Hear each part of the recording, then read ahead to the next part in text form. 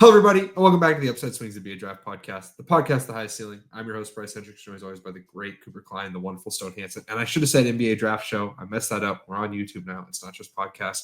This specifically is kind of like we're playing around with our form and structure a little bit here. We're kind of going through our mid-career phase here, you could say. If you're a fan of like some prog rock, we're kind of in like the early 80s realm where we're starting to mix some things up and try some different things. And of course, we can only mix it up so much. But we're talking we're talking a little bit about Coop called me a super nerd in the chat, and he did find out today that I do have an obsession with dinosaurs, which is maybe as nerdy as it gets. But we're talking today about 5 stretch bigs, and we're going to talk about them through the lens of being stretch bigs, and that can be interesting. Obviously, there's more to them than just their stretchiness. But before we get into any of these guys, Coop, Stone, my friends, how you guys doing? I'm doing splendid. I just got back from vacation. Still on vacation mode, or at least I want to be, but am forced to be a hardworking worker bee to finish the rest of this cycle out. But yeah, hopefully we'll have some good discussions. We're mixing it up. Call us Dream Theater over here. Dream Swings, maybe we'll workshop it. But so hopefully we can have some good conversation today. I think upside dreams, upside dreamers. We'll figure something out here. I don't know if there are any super fans out there who noticed, but we're wearing the same exact outfits as we were in our last episode. So tell us below whose outfit you think is coolest and why you like mine the best, and let's hop right in. We're gonna have to. I see that Coop is a fan of cheaters. Yeah. Oh, how many World Series rings? Yeah. You've been banging that. You've been breaking that fucking garbage can. Like 17 years ago, and then we won another chip without it. So and it still won't matter because Dodgers are going to win like 10 in a row the next decade. So. Then your team's going to go bankrupt. So I just watch your goddamn mouth, bro. At least I get to watch Big Dumper hit homers once a week. And that sentence sounds fucking crazy to anyone that doesn't care about baseball. But Stretch it out is talking about big dumpers. But yes, that is the nickname of one of the most popular players of baseball. He goes by Big Dumper. In baseball could you go by Big Dumper. You can do with that information what you will, but he is in fact built like Kyle Lowry. All right, so we're going to start today by talking about someone that Coop and Stone have been bugging the fuck out of me about for weeks now. That's Igor Milicic Jr. Milicic measured 6'8" and 3/4 at the G League Elite Camp. So he's basically 6'9". You could maybe fudge it to 6'10". He does not have a standing reach measurement. In fact, it's listed there at 0.0, which I'm guessing is an error. NBA teams have the actual standing reach, but that's all I got for you. But he did have a 6'11" wingspan, so it's probably not going to be a crazy big standing reach. He is. Would be pretty undersized as a 5. Just the truth. He would be an undersized 5, and that's something we'll talk about. Did have okay hand sizes there. He's an August 27, 2002 birthday, so he's 22. He will turn 23 before the start of his rookie season. His rookie season will be his age 23 season. He is born in Croatia, but he plays for the Polish national team, and he claims his Poland citizenship. For those that don't know, I coach someone from Poland, so he's a very big Igor Milicic fan. This season at Tennessee, he averaged 9.4 points, 6.7 rebounds, 1.9 assists, 0.7 steals, 0.7 blocks on 47.2, 31.4, 73.5 shooting splits. He did play 1 year at Virginia and 2 years at Charlotte before this year at Tennessee. And that does sort of matter as we talk about kind of his other stats. For what it's worth this year, only a 20.6 usage rate, but did have a 59.8 effective field goal rate and a 60. Oh, wait, no, that's from last year. My fault. This season, he did have a 20.3 usage rate, but only a 54.3 effective field goal rate, 57.3 true shooting. Those aren't like horrible numbers, but not great. He did have a 6.4 BPM, which is great, 114.7 offensive rebound or offensive rating, 9.1 offensive rebound rate, 21.2 defensive rebound rate, 15% assist rate to a 17.8 turnover rate. He did have a positive assist to turnover, but for kind of like a skill big, this was his first season with a positive assist to turnover rate, which is a bit of a worry. 3.4 block rate, 1.7 steal rate, 31.3 free throw rate. Not great in terms of the athletic indicators there. Did commit 3.9 fouls per 40, but he did dunk 21 times, 65.4% on 130 close twos, barely took any long twos. And then again, that 3-point number, bit questionable, but he's always kind of gotten him up. This was his worst 3-point shooting year. But he's always taken, 8 or more 3-point attempts per 100. And the year before, Charlotte shot 38.1% on a slightly higher volume of like off the dribble shots too. So one of us, well, actually 2 of you guys love Igor Milicic, but Coop very graciously allowed for Stone to be the one to come in and give the sell here. So Stone, what do you like so much about one Igor Milicic? Yeah, I appreciate that, Cooper. It means a lot. I think the sell for me is Igor's just actively good at basketball, and that's like a saying that has kind of stuck in draft Twitter, and I think just scouting in general is just draft good basketball players, and I think Igor fits that. Like, he's actively just good at basketball, and I think a lot of that is the fact that he just does a bit of everything at a really good level. He's a good shooter, a good shooting bet, especially for his size. I think as a catch and shoot guy, like, you feel really strongly that he's going to provide positive value there. I think he could be a bit of a pick and pop guy. You can use him as a catch and shoot guy in the corners. There's different actions you can run where he's coming off of a screen and not necessarily a movement guy, but can set himself quickly to be able to get a shot from the top of the key. There's a lot of different schemes and actions you could run with Igor in there, and it ending in an Igor 3.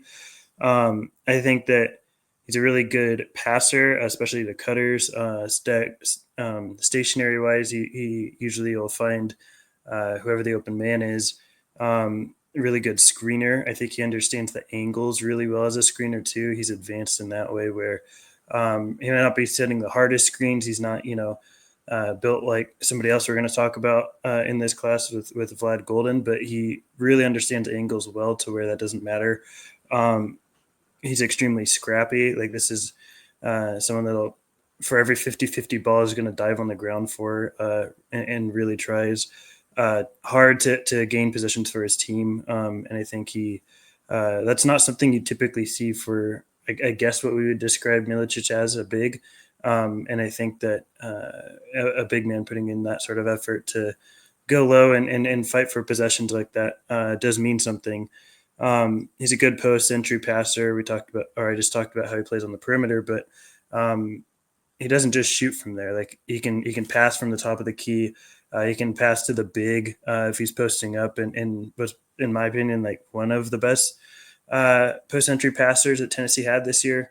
Defensively, I think he's really solid. I think he can hang on the perimeter. He's not someone that you probably want full time on the perimeter, but against other slower bigs in a pinch, I think he's fine. He does lose his balance a bit against like quicker, better ball handlers, and I think that's more of the concern. You probably don't want him playing against those kind of guys very much, and he's not quick enough to just recover against burstier guys. But in a pinch switch, I think he's fine against a lot of wings and other bigs. So I think there's a lot of just Igor understands basketball really well, and I think he's advanced and polished in a lot of different ways. Cooper didn't put it in the YouTube video, and that's okay. But he's actually a junior. His dad is Igor Milicic Sr., and he's the coach of the Polish national team and for Napoli, which is Italian's top league. And you can tell that Milicic just has like this really fundamental European understanding of basketball. And I think that's, I don't typically weigh like genetics or anything, or, the success of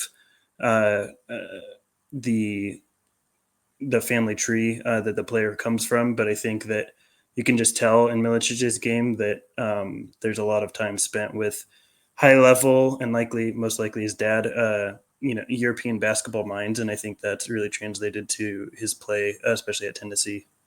Yeah, so Stone, why do you think Milicic is the best big man in the SEC?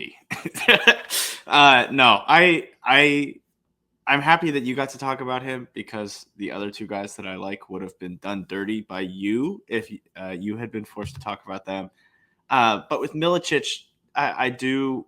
My big worry is that against like really good teams, he's just pretty easily neutralized by like stuff that a guy who is this versatile shouldn't be, right? Like, sub NBA athletes as defenders, he's not aggressive enough, just punishing teams that leave him open, right? When he's not able to just execute the scheme and teams really disrupt that scheme, he's not able to play outside of that and really punish you in a real way. And I think that that's my biggest worry with him. And so how do you see that long term? And do you see that as something like he can overcome at the next level? Well, just to clarify, do you mean offensively or defensively or both? Primarily offensively. I think it's mostly like, they'll face guard Chaz Lanier, right? Or they will trap Zakai, and he's not really able to capitalize on that. And part of that is obviously, Tennessee is the ultimate gadget team. It was built up of guys who can only do one thing. There's only so much one guy can do. But Milicic didn't even like try to step up, which is kind of my worry. Yeah, I mean, like I said, motor for me is not necessarily concerned. Like I think, like I mentioned earlier, he's really scrappy. He throws himself in there for boards. He is a good rebounder, which I didn't mention. That's not necessarily something I picked up on, but just in thinking about it, I think that there's a lot of fundamental skill sets that, regardless of the competition you're playing, just translate from team to team. If you're someone that I personally, I mean, like, I just don't view Milicic as that kind of player anyway. Like his upside, I don't think he's like some, 20-point scorer. I don't think that real outcome really exists for him. But I do think, if he's not someone that you are relying upon to be any sort of engine for your offense, what he does outside of that, in my opinion, just translates like from team to team. Like if you're a really good screener, if you really know where to put yourself on the court, you're a good offensive player. Like you might not be ever taking over games or stepping up in a huge way when your best players aren't, especially on a consistent basis, but that's because you're a role player, right? And that's what separates you from being any sort of star.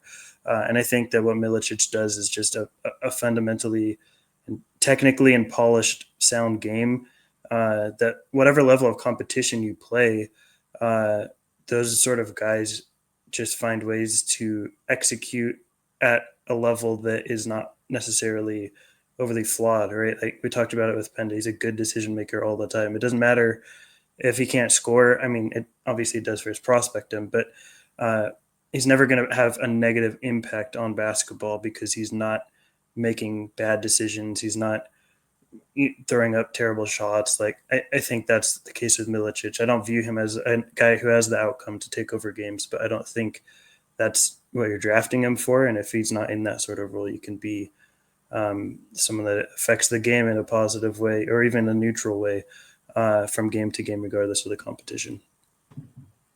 So I want to start out by saying that I like watching Milicic play. There's very rarely do you see guys like just constantly sprinting to everything and doing all these little micro things here and there. I love all that stuff. I do, especially as a coach. I was already like, I'm going to send Igor Milicic's tape to some of my guys. I want them to see it. I want them to say, hey, this is what it looks like to impact a college game without putting up big numbers on the box score. Here's my concern. Coop and I have talked about this a lot with role players translating up to the NBA. It's really hard to be a role player in college and become a role player in the NBA. It's just rare. It's not impossible, but it's rare. Milicic has never averaged above 13 points per game in college. He's never shot higher than 37.5% from three. He's never been particularly efficient. He's never blocked a lot of shots or been particularly impactful in terms of steals or anything. And he's never been a great he's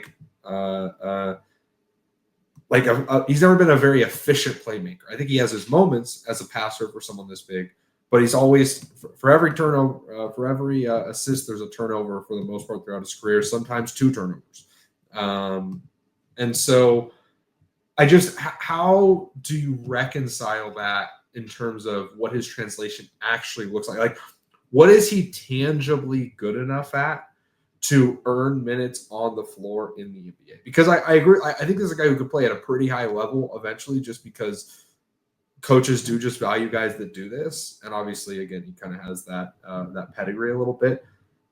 But also, it's just hard for these guys to really impact the NBA. When you look at role players in the NBA, it's guys who were higher volumes, who are the second scorer on their team and were on good teams in college and stuff like that. It's harder for me to see that with Milicic. So what is it that is going to allow him to overcome that? And is there one specific skill that stands out in that realm? Yeah. Well, I mean, for me, it's the floor spacing. Like, I really buy him being a really good floor spacer as a big. And I think there's not a lot of those guys that could come in off the bat as a big and immediately translate to being a good spacer. It's not a project with Milicic. I think it's a matter of, at what level of responsibility and volume is he allowed to be that sort of player? Not can he do it? And I think that the separation of can he is big in Milicic's case, because that floor spacing, I think, allows for him to play in various lineups as a 3 or 4, maybe some small ball 5s against certain players, although I don't think that's ideal for him. And I think that being a guy that can be a really good rebounder, a really good screener, those are just like off the bat, like things that coaches look for to be like, can this guy be on the court and give us something without being a big negative, especially as a rookie, right? He's an older rookie. He's going to have to prove himself sooner than a lot of, one and dones and things. And I think that Milicic being someone that you can count on to be a floor spacer, a rebounder, a good screener, and technically make a lot of the right decisions. It might not be at the volume to completely, overturn a game or overtake a game in a winning way, but I think it's enough to not be a negative. And I think if you're a neutral coming in as a rookie, there's room for playing time and there's room for coaches for you to earn coaches' trust to be able to play more and more and get those reps to expand on your game. And I think Milicic has that baseline threshold for a rookie to be able to come in and do that. Okay, I have real concerns with the jumper. It sounds like more than you do. For what it's worth, historical track record, not particularly great over the course of his college career. He shot 34.5% on 414 three-point attempts. So that's not crazy volume or anything, don't get me wrong, but this season, 116 catch and shoot shots, 49.1% effective field goal rate. The year before, 135 catch and shoot shots, 54.4 is good, not stellar, but good. And then the year before that, 117, 51.3% effective field goal rate. I don't think there's crazy track record here of him as a shooter. I think he can be a fine low volume shooter, here and there, step out and make a shot. But I don't think it's enough for him to really build his prospectum around. I think if you want to translate it to higher volume, it's going to take a change in his release. He's got to get his release higher up. He flashes some of what you like to see. It's kind of easy to squint and see some Davis Bertans-ness as he shoots, which is obviously the highest of high bars for bigs like this. But just in terms of how quick he gets it off, kind of the negative lean with the hard flick of his wrist, it's easy to see that stuff, but he's got to get his release higher up. He's got to get more. He holds the ball way out in front of his body and then just kind of flicks it forward. He has to get more drive in his elbow up, and that's a tough thing to do for a 23-year-old, to make an impact in time. So I have real concerns about that. I have real concern, as we talk about these bigs with these 5 things, I think his spot up shooting can be okay, but I think his pick and pop shooting is going to be pretty rough unless he changes his form. He just doesn't have while I think he has the fluidity, his touch is not to that level, in my opinion. He doesn't quite have like the rhythm of being a consistent pick and pop guy down. Now, for what it's worth, more shots than you would think this year were off at least light movement at Tennessee. Like, he didn't just get a ton of like actually just standing still, catch and shoot shots. Like, I think there's a world he can be a competent shooter in the NBA, but yeah, I don't know. It can be, he can be frustrating. Not frustrating, but I have questions in that sense. His closeout attacking, kind of next play, but I think closeout attacking is only okay. The next playability, I think, will be pretty good. Like, he can get into grenade actions pretty quickly. I think like his reaction time, his ability to move from thing to thing is great, right? Like, he's always sprinting. That's what I said. Like, what I love about him most is he's always sprinting. He's willing to be physical. He's always playing hard. But I don't know that the switch punishing is great. I don't know that you can really just like bury smaller guys. I don't think if you put like real bigs on him, if they can close space well enough, he's also not just going to like dust them off the dribble. And I don't know that he's a 5. I think he's kind of like a quote unquote old school stretch 4. I don't know that there's really room for those guys in the NBA very often anymore, if you can't be a higher volume scorer or like an elite defender. So, Coop, what do you love about him so much? Where would you rank Milicic, and why am I stupid for being low on him? This is, to me, the sell with Milicic is really, it's really not, he's not a normal prospect, right? As much as we want to sit here and talk about scaling back, I think a lot of that is a lot more to do with wings and guards and forwards. I think bigs, it's easier to find a team that you fit with and even play your way into a higher role if you're just like what a team needs in the big spot. And what Milicic potentially offers as a legit dribble, pass, shoot big, who's pretty high feel, is, I think, enough to, even if you have questions in a lot of those areas, I think it's enough to make him a draftable prospect at pretty high if you're the right team. Like this guy running grenade actions with Steph Curry, if you're the Warriors, oh my God, he'd be the best big man on your roster day one, right? Like that kind of stuff where you can find the right fit for him and the right kind of offense. I think Milicic is just like striking gold in the second round. So, I'd probably have him as a priority second rounder. I don't think he's a straight first round guy because there's still like too many red flags at his age for me to be super, super into him. But the funk and legit skills as a legit big man sized player, and the feel being so strong, and feel and motor, and he has so many things that lead me to believe he'll continue to grow and get better. Like, he's a great second round swing to me. So I'd probably take him over Shulga. I'd have him below a guy like John Tanji, who I think is a little bit less team dependent, but I like him more than like Cedric Coward and Almanza and guys like that. There's too much there for me to hold on to if I'm the right fit for him. And I don't want to be the guy who misses out on it. So, Stone, do you want to go next, or do you want to let Bryce go and then you can tell us how you have him lotto? No, I do not have him lotto. I'm not too far from you. I have him as a late first / priority second. That's sort of in the same tier for me. I think there's a lot of real good, just a good basketball player who knows what he's doing on the court out there, and can add value in a variety of ways. He's tougher and scrappier than you might think, and is a good shooter, in my opinion, and a good decision maker, a good passer. There's a lot of good without a lot of great. There's not a lot to really sink your teeth into in terms of it being like any sort of, this is his hang his hat skill. But I think a guy that can just be really good at basketball in a variety of different areas has value.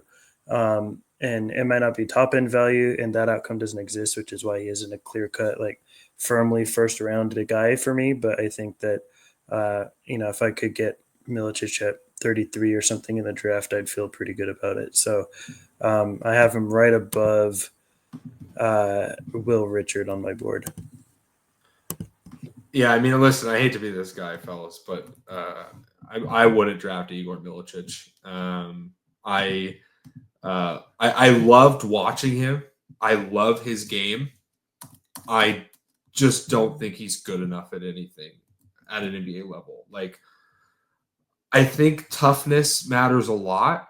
And if he was a slightly better defensive player, I'd really buy it. But I don't think the footwork is quite good enough on the defensive end. He's not like a crazy rebounder or anything. I think he's a good box out guy. He's, able to every once in a while use his chest and his positioning to bump off a guard. But I think he's going to be a target in the NBA if he's switching. And if he's not switching, I don't think he's big enough or athletic enough to be like a real factor in drop. I think there's value to these guys that just do everything right, but he's not a good enough playmaker. He's not a good enough shooter. I think for him to actually provide real NBA value, it would require him being just a better shooter than he is right now. And I want that to happen because I love his game. Like I just love guys that run around and make things easier for their teammates. Like I think that has value. I just don't think he's good enough. And I don't think he can play the 5. And that really bothers me. And we'll talk about, hopefully we'll have time to talk about these kind of 5 things at the end, as where guys rank. But if he can't play the 5 defensively, which I don't think he can, then I think his shooting loses a lot of value to what shooting he does provide. So I'm sorry to be that guy, fellas. I'm the worst. But you're not on the pod anymore, dude. We're replacing you. You didn't even talk about his aura either. I think he's got pretty high levels. I talked about the Polishness and how much I love the Polishness. Come on now. That's disappointing. Okay, I guess we'll move on to guy number 2 now. Yeah, let's talk about Jacksen Moni here. Wrong one. Okay, my fault. Let's talk about Jacksen Moni here. Moni is a guy that I sadly made you guys watch because I saw the stat profile briefly, and I was like, oh, we got to see him. Because I think he was going like before they denied his request for another year of eligibility, like he was going to transfer to some big school. I can't remember which one. It's all been scrubbed from where I was able to find it. But Moni had a really big year at the first school of Grant Nelson, North Dakota State, in the Summit League. At the G League elite camp, he measured 6'8" and 3/4 without shoes. So again, kind of 6'9"-ish, maybe you could say 6'10", 8'11" and a half standing reach, 6'10" and 3/4 wingspan. So he's basically the size of Milicic, a little bit smaller wingspan. But I would imagine that standing reach is pretty darn close. He does have big hands, 10 by 9-inch hands, which is useful for these bigs. And before transferring to North Dakota State, he played 3 years of college ball at Northern State, which is a D2 school. He's a February 20th, 2003 birthday. He's 22. His rookie season will be his age 22 season. So he's, a little bit younger than Milicic as well. This season, he averaged 20.6 points, 5.6 rebounds, 3.7 assists, 0.5 steals, 0.4 blocks on 50.8, 40.8, 83.7 shooting splits. The sell here is a really simple one. It's that he can really shoot. 5.8 BPM, 32.1 usage, 58.4 effective field goal rate, 62.9 true shooting. He grabbed a good amount of rebounds. He also had a 27.6% assist rate to a 14.9 turnover rate, 1.5 assist to turnover. The block and steal rates really bad, 1.5 and 1 respectively. Only dunked twice. Did shoot well on close twos, long twos, and from the free throw line, and took a lot of threes. This is the real question of, with these guys that are on these weird developmental paths, right? He's super under athletic. I mean, unbelievably under athletic. Like, I was taken aback by how under athletic. But I think he can really shoot the ball. He's a really skilled post player, and he's a really good decision maker with the ball in his hands. How much value can that guy have if he is like not athletic enough to really do much to impact the game athletically? And he's also not like a giant type guy. Can he play the 5 and be just like a pure pick and pop guy off the bench? Like, could he be like a Luka Garza-esque guy? Like, that's probably what the sell is. I think the jumper is fairly real, despite how weird the mechanics are. Like, I think he was a little bit out over his skis this year. 91st percentile on 134 catch and shoot shots, 63.4% effective field goal rate. I went back through his D2 shooting numbers, and they were not as good. Now, he took tougher shots. He would take more off the dribble at lower levels, but even in catch and shoot situations, this was far and away his best season. So I think he was a bit over his skis. The mechanics are weird. He has a hard knee valgus. His feet point towards each other, and he brings the ball up like the side of his face, and then kind of does this like hard elbow drive up before flicking hard out. It's not a traditional jump shot by any means. But I think he does good to know when to get it, like how to get it off. He has real pick and pop footwork, but he just can't move. Like, he's just so stuck in the mud on both ends of the floor. Again, I think he's a really good decision maker, specifically on post passes. He has great post footwork, so that's the question. Like, could this guy be like a pick and pop switch masher guy offensively who can make some plays, and you just hope he doesn't completely bleed things out on the defensive end? Like, that's the question here with Moni. So where are you guys, like, what pushback do you have? Obviously, this is probably going to go pretty quick. I don't think any of us are crazy high on him, but I do think that's the sell. What do you guys kind of have to say on that? If that is the sell, I don't really buy the shooting, and that pretty much just takes away the sell for me. Where I don't think he's really a good bet to shoot.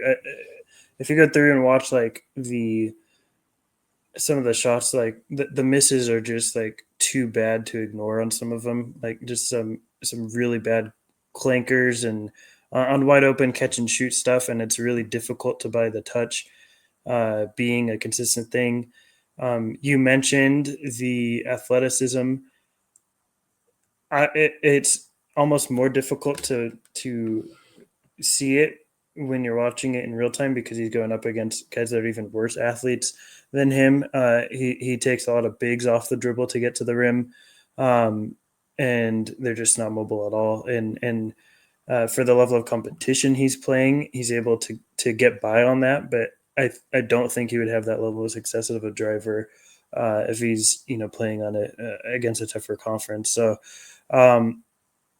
I think, with those being his primary modes of scoring and me not buying either of them, like, it's just really difficult for me to buy him as any sort of scorer in the NBA or any sort of offensive player, really, because there's just not much beyond that. But if you have a different view on that or have any pushback, I guess either of you, I'm definitely open to hearing it. Yeah, I think he's a more real shooter than you do. I don't think it's great. I don't think he's like what I do like is I think the touch is good, and I think there's a solid improvement rate there, like in that he's consistently gotten better. And I like the variety of ways he took shots. He made spot ups, he made pick and pops. Like, that stuff is good.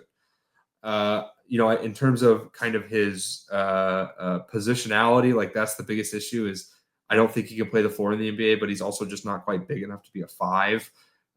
That's the real worry for me. But I think he can get to the next play fine. Like, not great, but like, he can pick and pop. And if you close things down, like, he could get to a handoff pretty quickly. He's not like crazy rote in his decision making. He's not as like quick to move on from things as Igor Milicic, but he is. Yeah, like, he can do that. But in general, I'm with you. Like, I don't have a ton of pushback here. Coop, do you have anything you want to say, or do you just want to kind of get to the value here on Moni? I actually like the passing, I think, more than you guys. I think in a world, there's a world out there where he comes into the league and can like run a DHO pretty well. And if you fuck up the DHO coverage, he can shoot a 3. And that's maybe like a thing. The problem is I think the defense is like disqualifyingly bad in a pretty low level in a way. And he's just so unathletic. He can't play the 4. He can't play the 5. Just sucks. I think he could be a cool G League guy.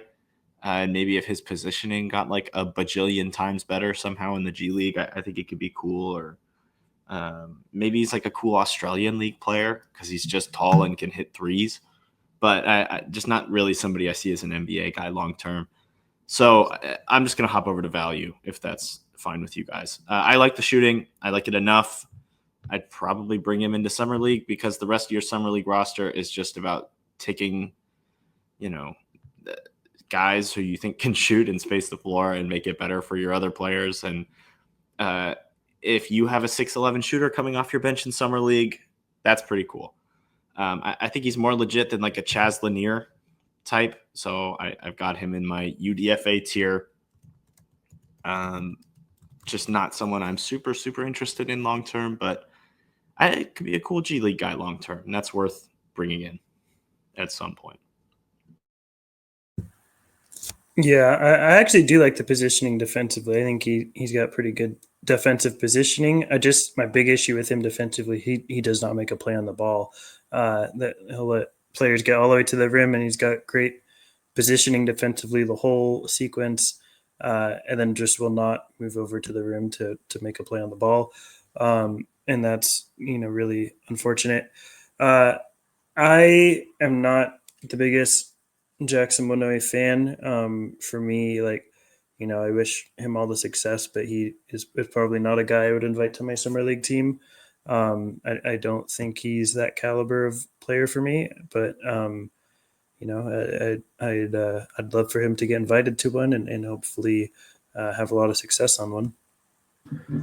Yeah, you mentioned he'd be a great NBL player, and I agree. I think that's where he belongs, to be honest. He reminds me a lot of Robert Franks, former WSU, who got some run with the Suns and the Mavericks in summer league, and I think actually during that weird COVID season where 500,000 players played a minute in the NBA, he got a cup of coffee in the league. But that's the type of guy I think Moni is. He'd be great in a place where athleticism doesn't matter as much and you can get away with physicality. 2 dunks in the Summit League is disqualifyingly bad for a 6'10" guy. Kasparas Yakuchonis would have dunked 8 times in the Summit League. I believe that wholeheartedly. He might have dunked 15 times in the Summit. And again, I've said this. Sometimes guys dunk more when they go to higher level teams, right? Milicic only dunked 12 times in the CUSA. Or maybe it was the American. I can't remember what league Charlotte's in. And then he dunked, 23 times with Tennessee.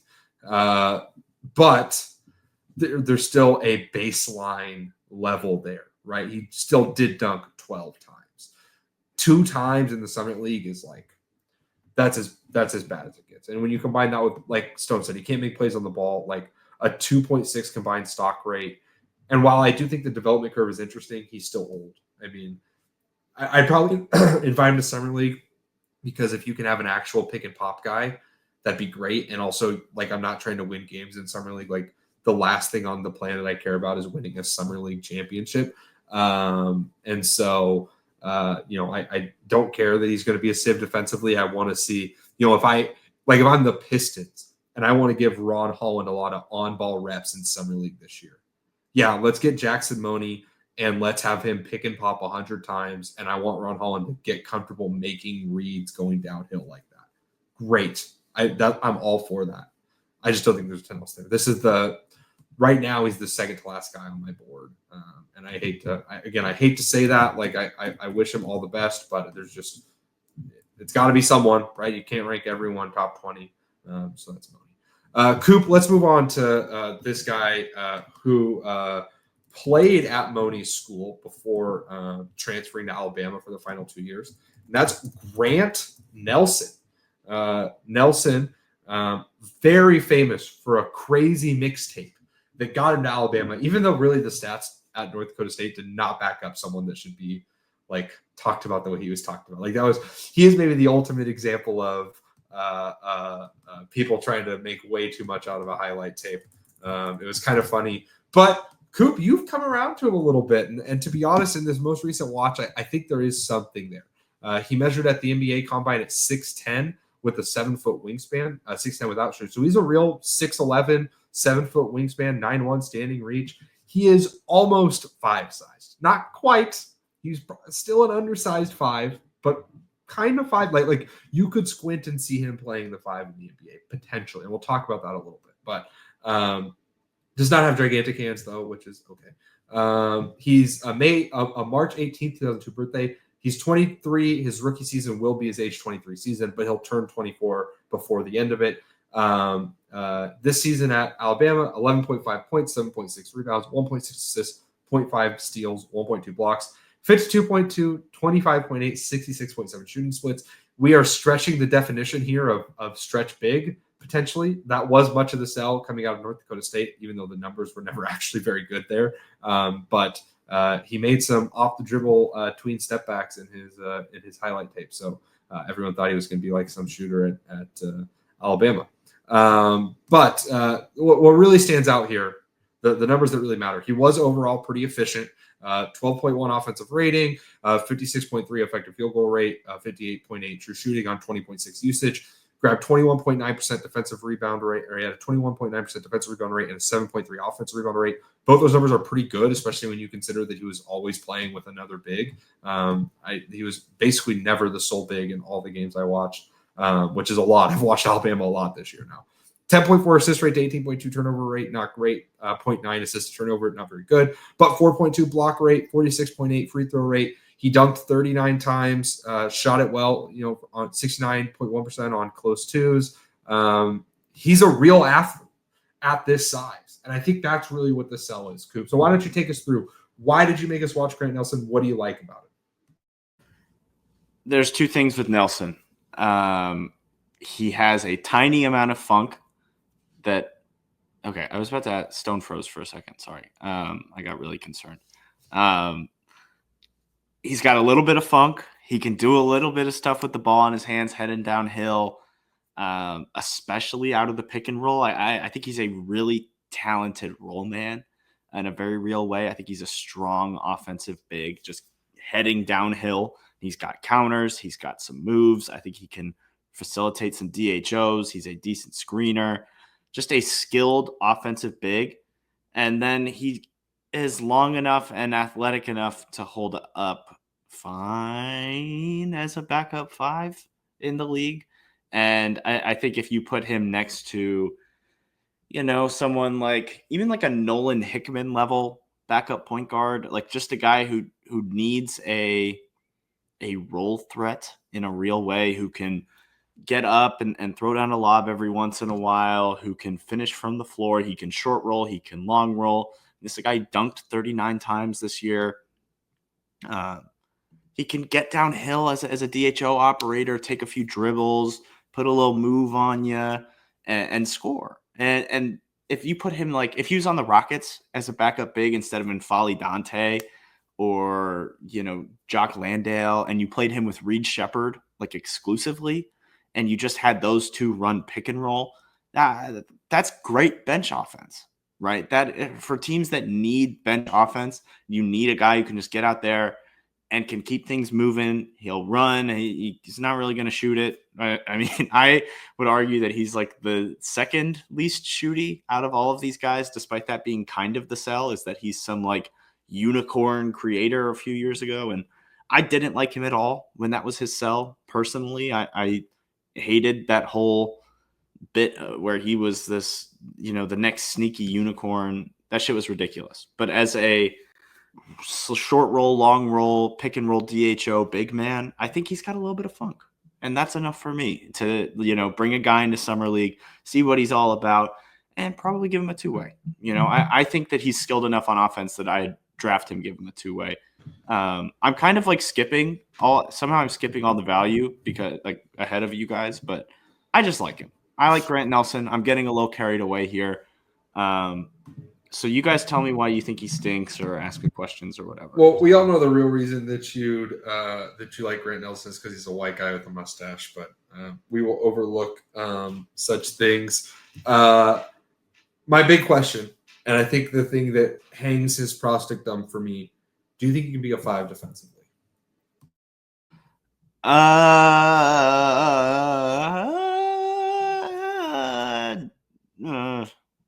Kind of as a backup big in the right scheme, I think he can hold up well enough.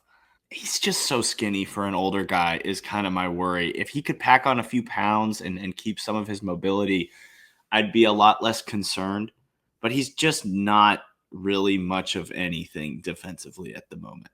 I do think that the offense is so much is so valuable that he just kind of has to be below average, right? I think he is a legitimately skilled offensive big in a real way, but the defense is a big question mark. There's like no statistical indicators that he's like a high field defensive player. I mean, his block rate's all right, but for a 6'11" guy who played in a shitty conference for years and then basically just got to help and block shots whenever the hell he wanted, it's not that high. I do like the rebounding. I think he's tough and he fights for rebounds, but I don't think that's enough to add plus defensive value. If I saw a realistic pathway for him to add plus defensive value, I think he'd be a first rounder for me. But I think he's kind of, how much can you hide him on defense levels of bad? But he's at least 6'11". He's got fine arm length, and he can block shots. So he's not completely useless. Yeah, I mean, the biggest concern with the defense for me is just that I don't think you can actually guard fives. Like fives in the NBA, even the lower skill, like obviously he can't guard Jokic or whatever, but even lower skilled ones, right, are going to go. Hartenstein is going to go right through him. Chet Holmgren is going to score on him all the time. And listen, that's a high bar. Miles Turner would score on him all the time. Really any big you can name that's like competent, like a competent offensive big, I think is going to score on him. Like, sure, he'd do fine against Rudy Gobert. Could he guard Walker Kessler one-on-one in a post-up? I mean, probably not. Like that's my big worry. Yeah, so I think he's actually fine, like doing some up to touch at the level stuff. I don't think he's like a horrible lateral mover. Like, I think there's a world he could like be survivable as a switch guy off the bench. Again, not good. I don't want that to get misconstrued, but survivable. And then I do think like the ground coverage is actually pretty good. Like the type of athlete he is, like he can drop down to the block really quick to try and block a shot. And I think the fact that he had a 4.2 block rate this year and last year had a 6.6 block rate, like this year he's playing with Cliff Omarui, like he almost always plays with another big and he still blocks shots as like a rotating shot blocker. Like that is valuable. Now, he's done it as a 4. Can he do that as a 5? I have less certainty. But I do think there's a world. It's just he doesn't play in drop really, right? Like his awareness is so bad defensively. Like that's my biggest concern is off the ball, if he's not just like standing on the block and able to just cover block to block. Like if his guy is up doing other screening actions, like he's just lost. Like he has to be staring at the ball. And so that limits him, right? He's got to be guarding dunker spot guys, or you got to have other guys that can communicate for him and do all that work. But I do think the defense can be at least not disqualifyingly bad, which I do think matters. And, even though he's older, like I think the path for improvement is fairly like visible. Like I think there's something there. So Stone, what questions do you have for Coop about G. Nelson? Just what kind of finisher you think he is? Like, I have finishing concerns with like, I think he has kind of slow foot speed as a closeout attacker or a driver. I think the touch is not very good. I think he has good extension around the rim, but there's just like not a lot of control there. So what level of finisher do you think he is? Because I think a lot of his offensive value probably hangs on that, but I don't buy it to a very high level. I think the SEC was really, really tough, and he played in one of the worst spaced Alabama teams, and part of that's his fault because he was the 4 who can't shoot, but they still pulled the floor out enough, and I think the real value with his finishing comes from the handle and the fact that he's like pretty decently, I wouldn't say manipulative, but he knows how to like get into his spots. He has some moves he can hit. He knows how to get downhill and get to where he knows he can finish. The problem is if you beat him to those spots, he's not finishing, right? He's just not good at countering your counter to his move. And I do think that in the NBA, if you place him, if you're playing him against NBA bigs, as much as he can't guard them, I do think in a really high spaced out pick and roll, I don't think there's very many NBA bigs that can guard him. And if he gets downhill far enough, I think he can make simple reads if you're throwing help at him. And as much as I do worry that as much as the sell to me is how diverse his pick and roll game was at Alabama. I do think that there was so much schemed for him in that way, right? And that when he goes to the NBA, it's a lot easier to take away a lot of the bullshit that was run for him. Alabama is basically just built on manipulating college defenses. And I do worry that at the NBA level, that's a lot easier to take away with NBA level defenders. But I think if you gave him the right pick and roll partner, I think like a Cade Cunningham, if you had a guy who could just put downhill pressure in a very real way without needing the ball in his hands all the time and didn't need to like roll all the way to the rim before he could get a pass, I think his finishing is far more valuable. But if you're just drafting him to come in and just catch lobs like Trae Young's, if he was with Trae Young, I think that would be a pretty poor fit. So he's surprisingly deep as a player who has like one cell. But I do have the same worries as you do, Stone. For what it's worth, he's always been a good statistical finisher. This year, 91st percentile on 167 rim attempts, 70.1 effective field goal rate, 40 for 46 on dunks. The year before, 71st percentile on 155 rim attempts, 61.9% effective field goal rate, 30 for 35 on dunks. And then his final year at North Dakota State, 84th percentile on 172 rim attempts, 66.9 effective field goal rate, 32 for 36 on dunks. I'm with Coop. What I like is that I think, and also he's had a fairly good free throw rate all the time. 46.8% this year, 50.8% the year before, 41.1% the year before. He's always like what I like about Nelson is that despite like the look, like he's not actually like a sneaky athlete. Like he's just a legitimately really good big man athlete. I think he has a good first step. I think he can actually take a couple dribbles and get to the lane. He's a bit out of control as a driver. Like he doesn't have a ton of moves in his bag. At least he doesn't actually. He thinks he does. Like he tries to do too much, but he's consistently been a good to even really good finisher. And again, like you said, even this year playing in kind of bad spacing, because if you throw it to him, like if he's on a hard roll, he can catch a lob and he can catch it off one or two. Which is good. He can, he's a versatile leaper. If he pops and he can make enough shots that you close out, he can attack the closeout pretty well. I think he can short roll attack, right? Like he's okay at finding space.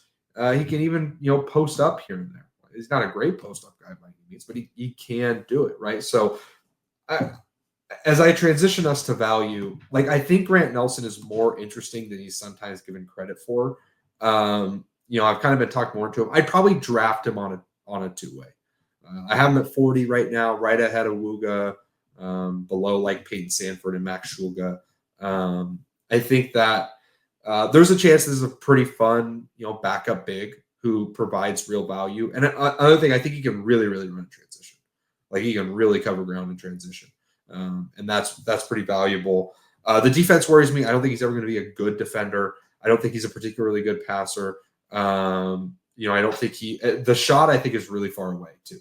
He's never been an efficient shooter. The form is bad. Like his toes point inward. There's like excess motion as he brings the ball back towards his face, releases from his hands before he jumps off the ground. Like if he's going to actually be a pick and pop big, he needs major, major surgery. But he might be the best closeout, next playability guy here.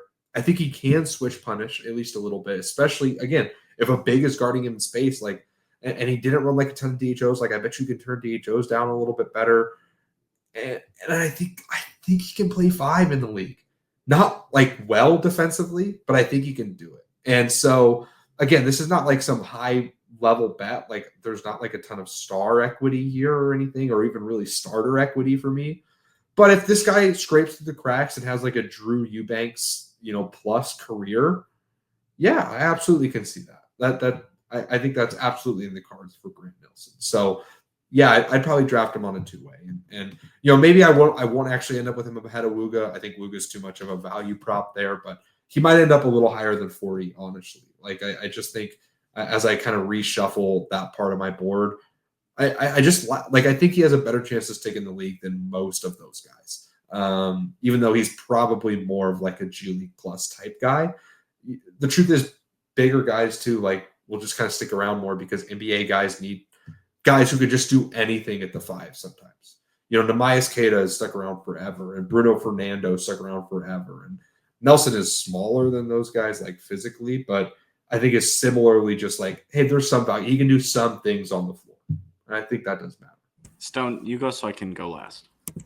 Yes, sir. You guys have really sold me. Was not expecting this. I've moved him up my board from 58 to 57.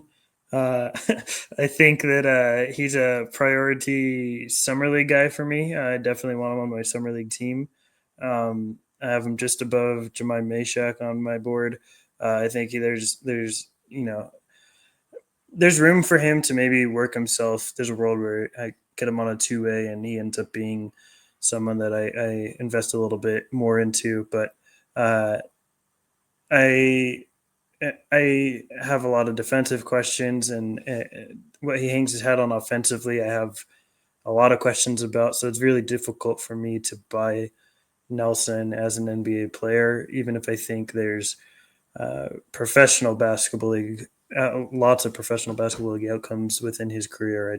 I'm not as sold as you guys that it's in the NBA. You're so sick, actually, for spoiling that for me, for moving him up one spot and then getting me all excited. I don't know, like what he's not really stretchy, but this guy can play. He can play offensive back. Like the fact, maybe it's just because I've watched like the Jacques Londales of the world stick around, and I watched Bruno Fernando start for my team, and legitimately skilled offensive 5s, even if they're limited in other ways, are a value add and worth a take in the second round. He's still not a priority second round guy for me, but I think he's going to be my top 2-way like target, whether you have to draft him in the 50s or whatever. Just for your evilness in their Stone, I am going to put him right above Penda. You're actually so sick. You're disgusting. Well, at least Grant Nelson can do this thing that I don't know if Noah Penda has ever heard of. It's called putting the ball in the basket to score a point. It's called you can also do it really easy next to the basket, where it's called a layup, and it's really easy and it's high value and it's really good. So I like Nelson. So, and I have to spite Stone in spots where my board's order doesn't matter. Fair enough. All right, let's move on. We have got a little bit of a time crunch here to Vladislav Goldin, or Vlad Goldin. Listed, he measured at the combine 7 foot without shoes, so he'll be 7'1", with a 7'5" and a quarter wingspan, so a 9'3" standing reach. He's legitimately like good center size. Not as giant as like a Kalkbrenner, but good center size. He has big hands, 9.5 by 11.75. Not a crazy vertical athlete or anything, but he is old. May 12th, 2001 birthday. He will his rookie season will be his age 24 season, and he will turn 25 right at the tail end of it. This season, his senior season in Michigan, he averaged 16.6 points, 7 rebounds, 1.1 assists, 0.5 steals, 1.4 blocks. Shot 60.7% in general, 33.3% from 3, 73.1% from the free throw line. For some more advanced stats, 8.9 box plus minus, 26.1 usage rate, 62.2 effective field goal rate, 65.4 true shooting, 10.3 offensive rebound rate, 17.4 defensive rebound rate, 8.5% assist rate to an 18.3 turnover rate is bad. He's always had a 0.5 or worse assist to turnover, but he had a 5.2 block rate, which is not great, but I'm going to explain why I think it's actually good. 1.1 steal rate, 59.8 free throw rate. He's always gotten to the line a ton. He's always shot really well up close. He dunked 54 times this year. Shot really well on long twos too, including hook shots and push shots and a couple jump shots. 52% on 102 long twos. 73.1% from the free throw line. Only took 33 threes, shooting 33.3%. He's, again, really not that stretchy, but we wanted to talk about him in this podcast. Here's my sell for Goldin. And listen, he's super old, but he is actually a good college rim protector in the way that I think will translate to the NBA. in at least some contrast to like Kalkbrenner. Like we talked about Kalkbrenner, how I think the stats oversell Kalkbrenner some, and that he is going to have to significantly change parts of his defensive game for him to be as effective in the league.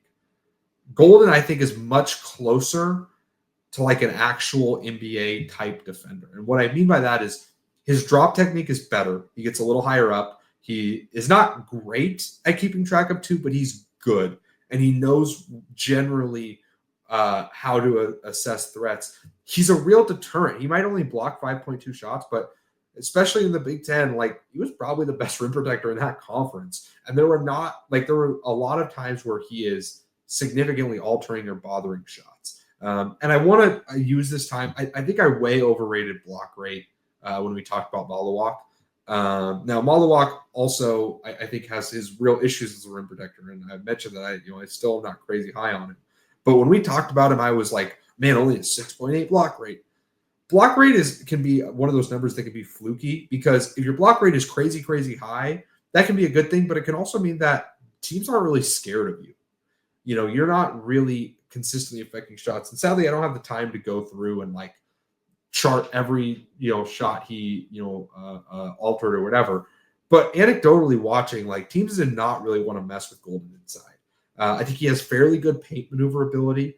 And so, I think he's solid kind of away from the main action, but he's much better at guarding in drop than basically anyone else in this class that I've seen, just in terms of his pure understanding of how to execute and drop. He's massive enough that you can't just kind of go into him and go through him. He's got solid strength as well. He's not like a great athlete. He's pretty boxy. He can't really move. And there's issues there. He's way too jumpy.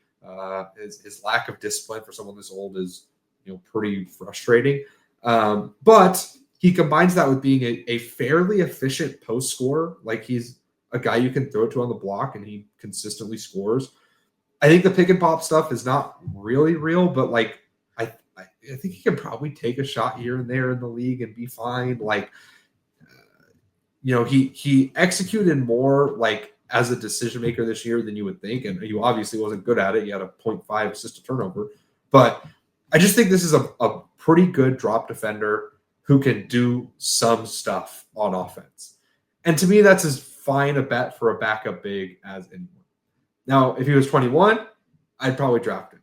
I don't know that I would draft him even with all that said, but that's the Vlad Goldin sell. What pushback or questions do you guys have? Can I tell you why the block rate is as low as it is in the other side, the glass half empty spectrum?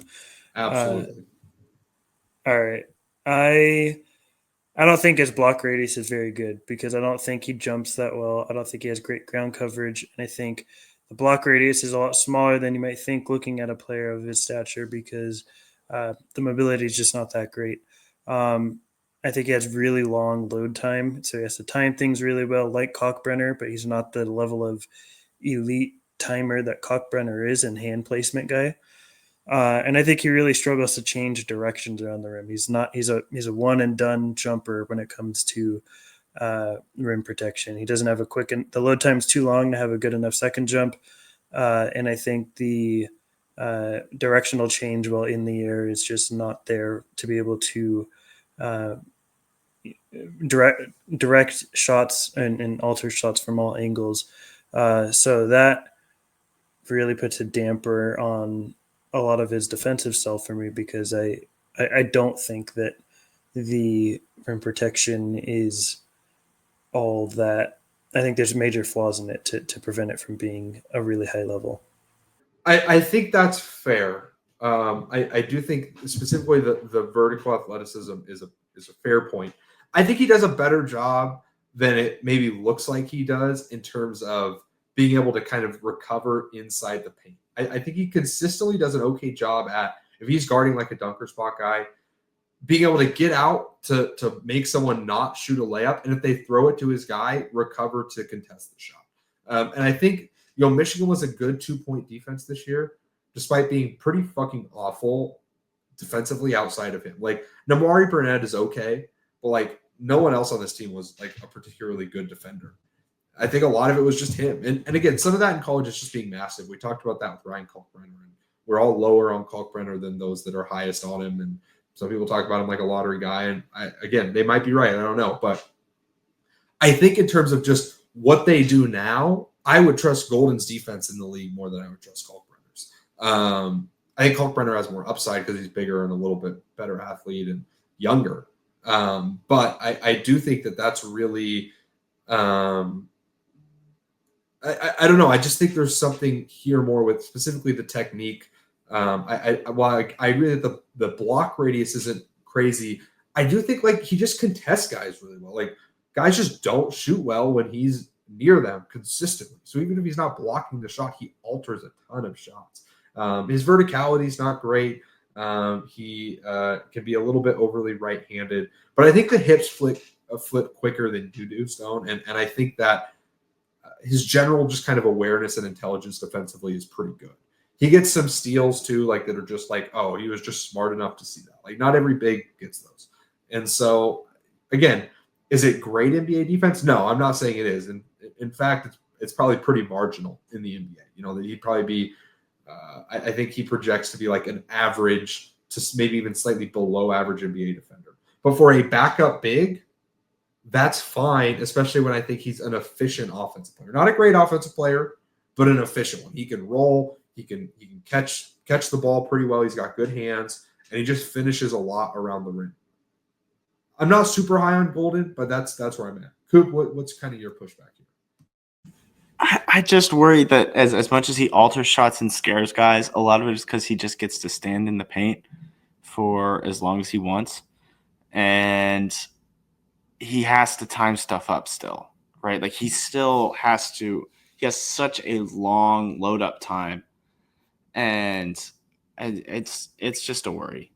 I don't know. I as much as I hate the movement stuff still, and I don't love bigs like this in this mold, Michigan was like a good defense. And Goldin was the key of that. And I do think that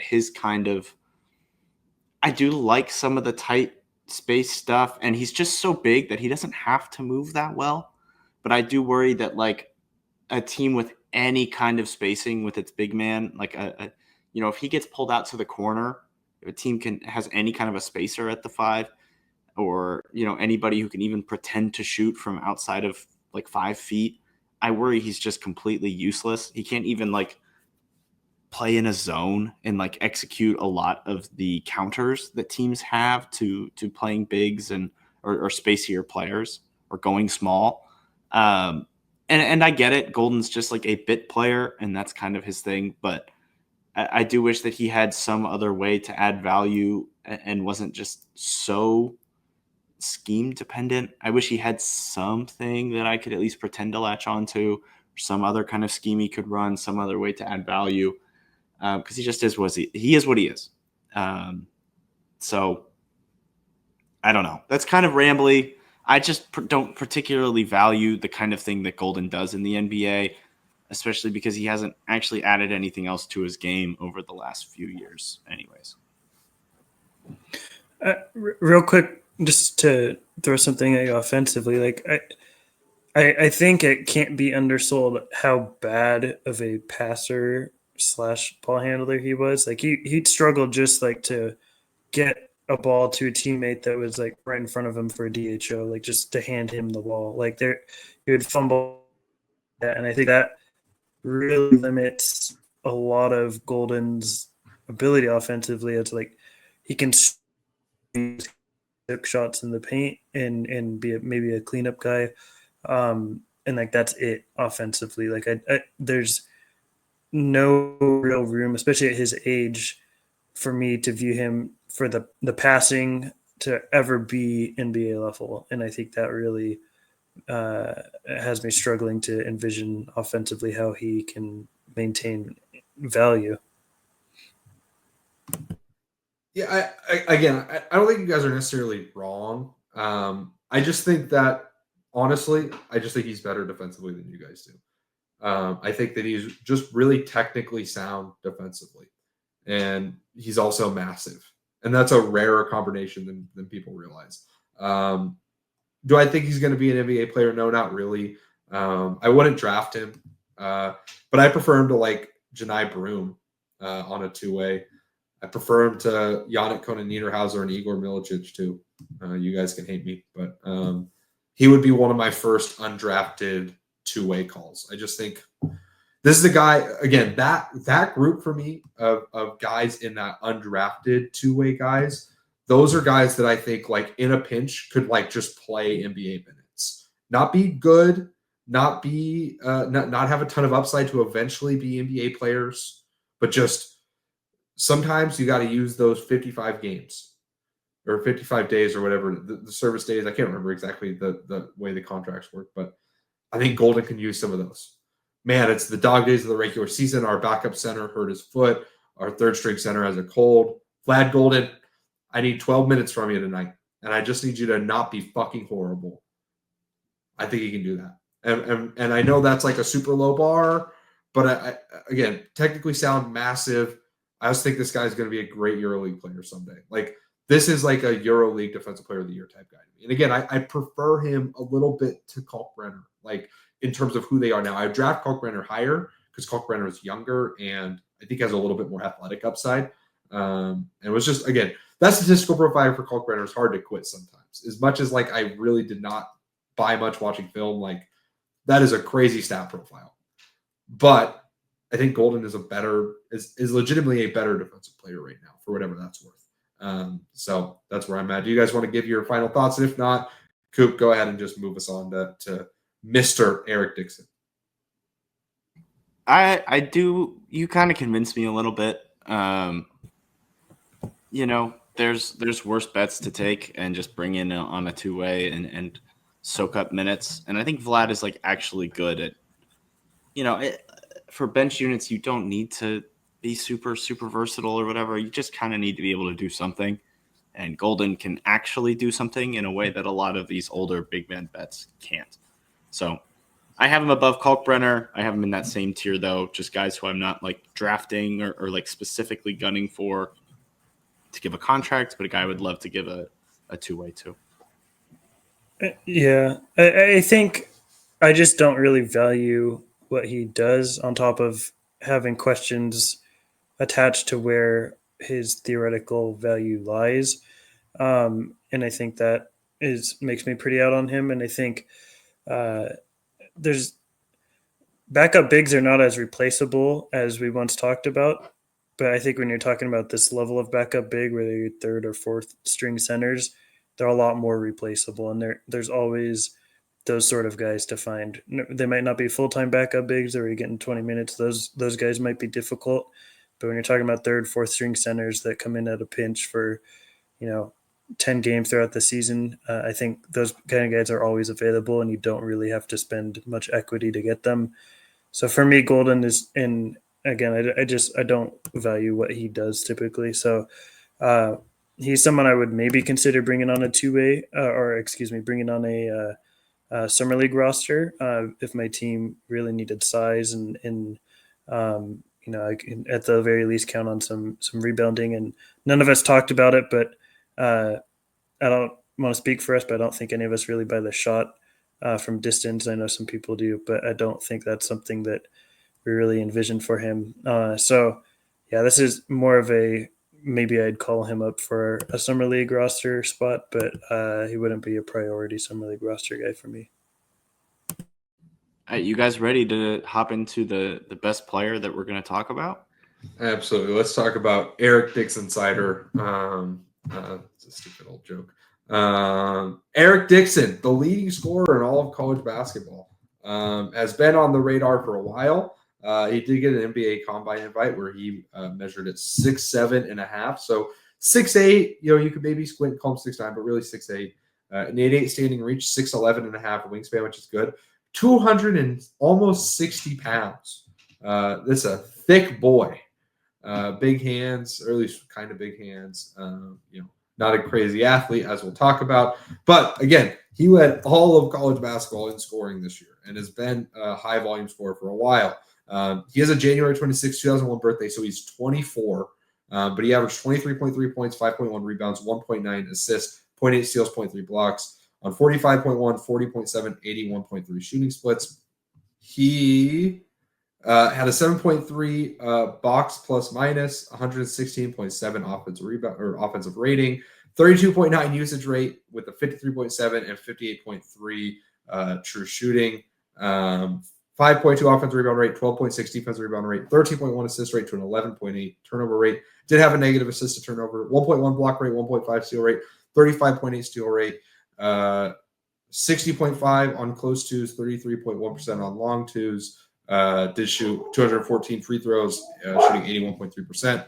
And then again, that 40.7% on 253 threes. The year before that, he took 159, shot 34.6.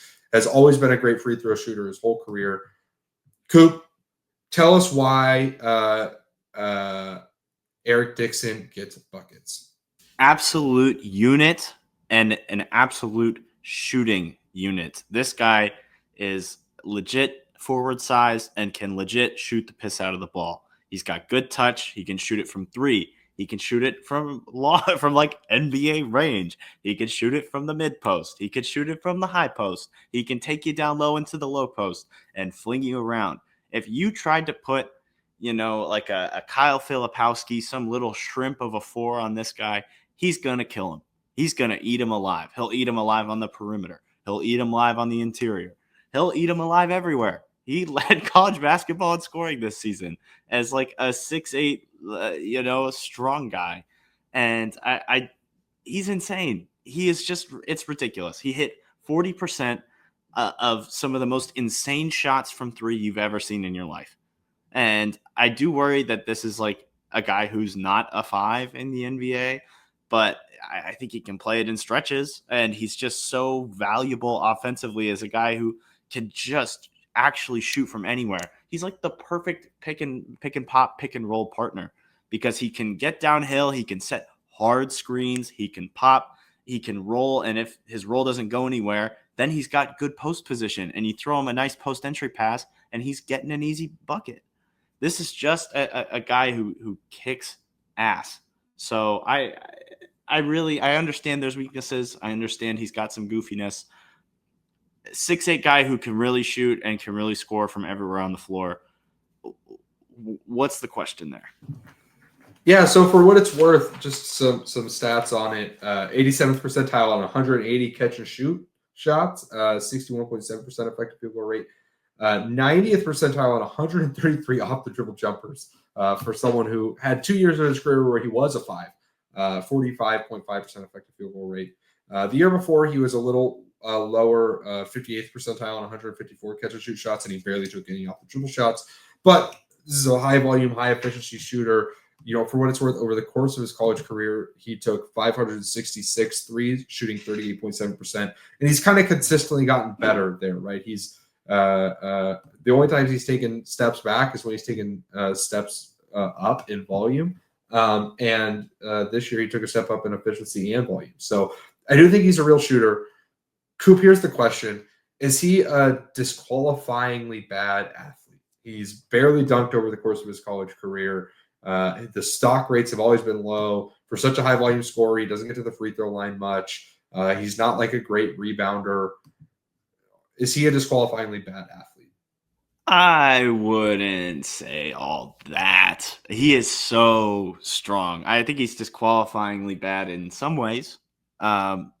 But even then, I think he just makes up for it by having the biggest biceps in the entire world, having shoulders that like actually are like you cannot make it around a screen, that he is setting physically.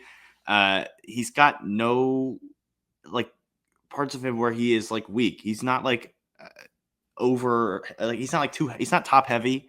He's not, imbalanced in any kind of way. Just like an absurdly strong man. And I think he uses that to make up for, he's not the quickest, but I don't think he needs to be, right? And I think that as much as from a holistic sense, I want to be like, well, he doesn't really meet the minimum thresholds in these areas, and that's a worry.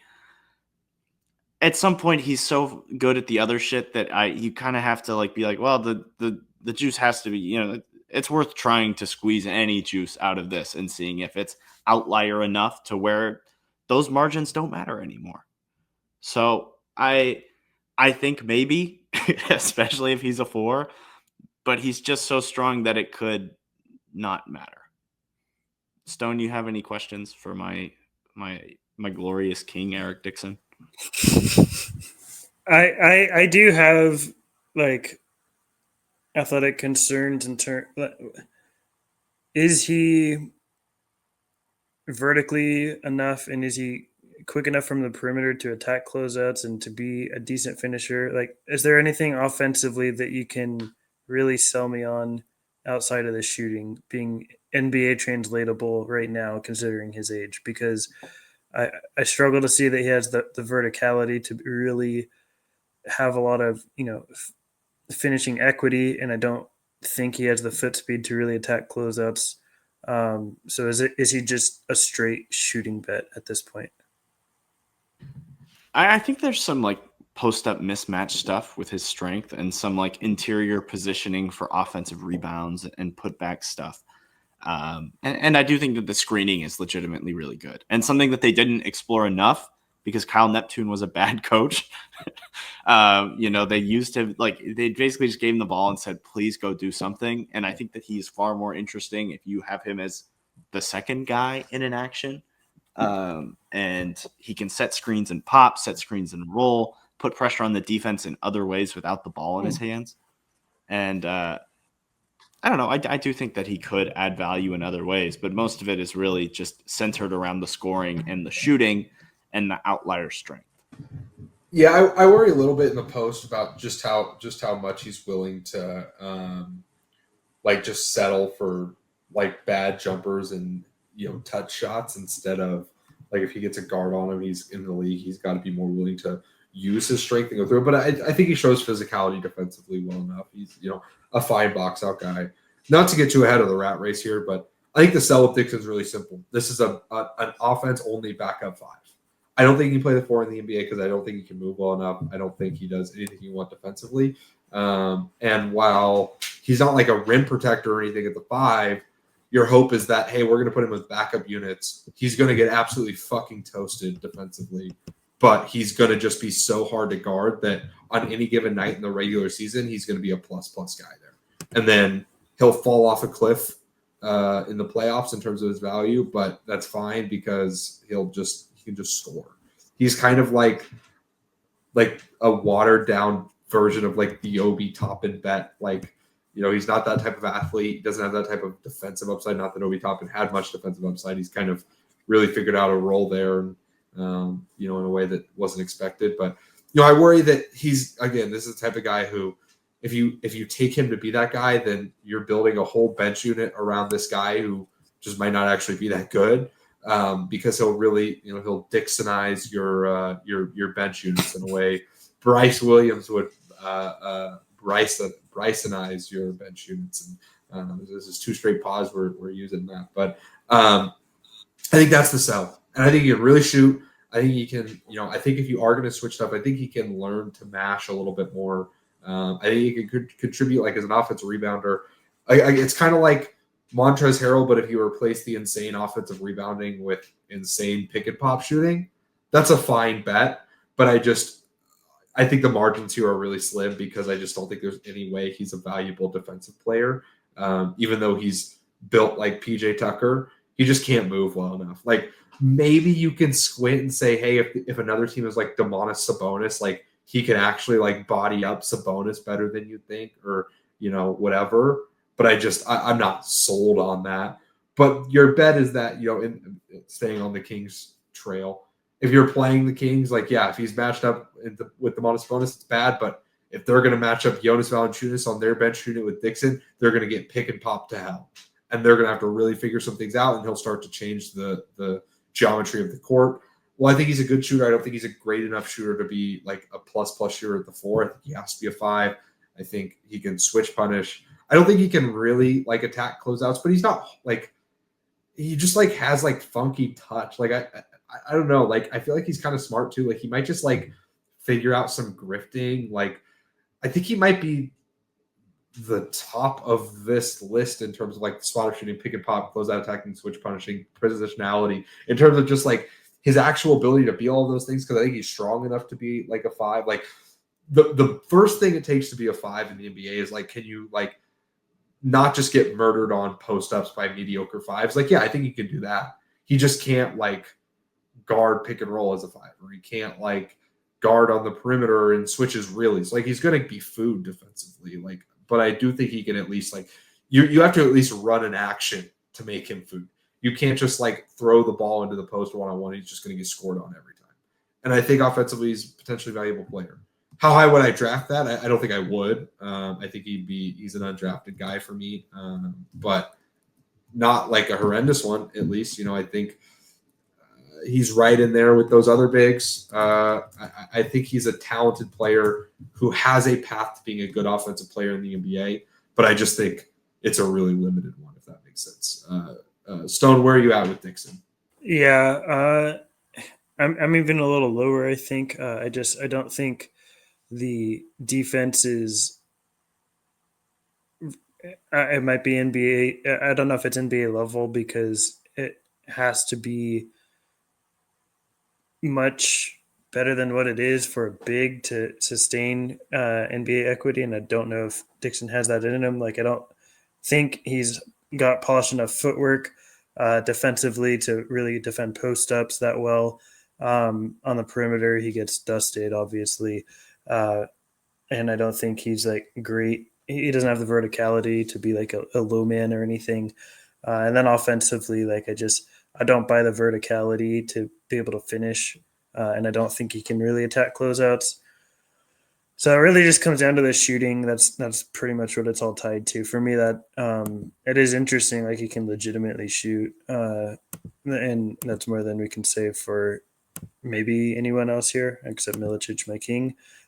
So he'd be a guy that I would consider giving a 2-way to. He wouldn't be a priority 2-way guy for me, but I depending on who goes where, I would consider giving him a call to bring him onto my team. I do think that Dixon is like a worse specific fit than somebody like Milicic. Milicic is more team reliant in a way that Dixon isn't. I think Dixon, you can throw on a lot more teams, even though I think he's a worse player. So I do have him in lower on my board, even though I love him and I love his scoring. And I think that he's such a talented scorer, and his touch is so good, and he's so good at shooting. I really want him. I'd really want him on my team. I think there's a lot of teams that would love to have a guy who can actually at least pretend to play the 5 and shoot as well as he does. So, and I think that he played for a war criminal as his coach for the last few years. So I think there's some argument to be made that he was misused, even despite being the number 1 scorer in college basketball. So I really like him. I have him in my priority second rounders guy. Insane shooting, big man bet, and he's awesome. Bryce, ready to close us out? Absolutely. This has been great, everybody. We thank you all for listening. Let us know your thoughts on these guys, and let us know what you think about like the value of a stretch big, and if any of these guys are real stretch bigs. I'd be interested to hear your thoughts. But for Coop at Alley_Oop_Coop, for Stone Report, I'm at Bryce114.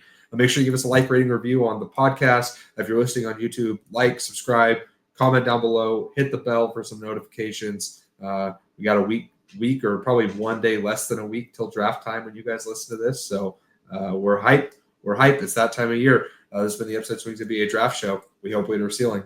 Thank you. For years and years and years if we don't get going. Yeah, especially fucking Stone. God. Wait. Yesterday, Bryce said something like, we went so fast because it was just us two, like no yapping. I was like, dude, pot calling the kettle black. What are you? you two are yap machines. And you're like, I was saying like Stone, this draft is the most we've ever disagreed, I think. And I feel like you and I are pretty pretty constantly kind of like trying to poke at each other more than we ever really have. Like, there isn't really a single guy that you and I are just like 1,000% lockstep on, I don't think, other than Colin. And even Colin took some convincing. And you convinced me a little bit too on who was that you convinced me on? Jace, Carter Bryant is who you really kind of moved me up on, but yeah, like this draft has been very like polarized for the two of us. I feel like in a way that Coop and I have always been slightly more aligned in that we like long athletic dudes, but yeah, it's kind of been interesting. I think it's good though. I think so. It's had way better discussions, I think, because we're not just all agreeing on everything. Yeah, no. That big board pod at the end is going to be it's going to be a really, really fun one. Yeah. Bruh,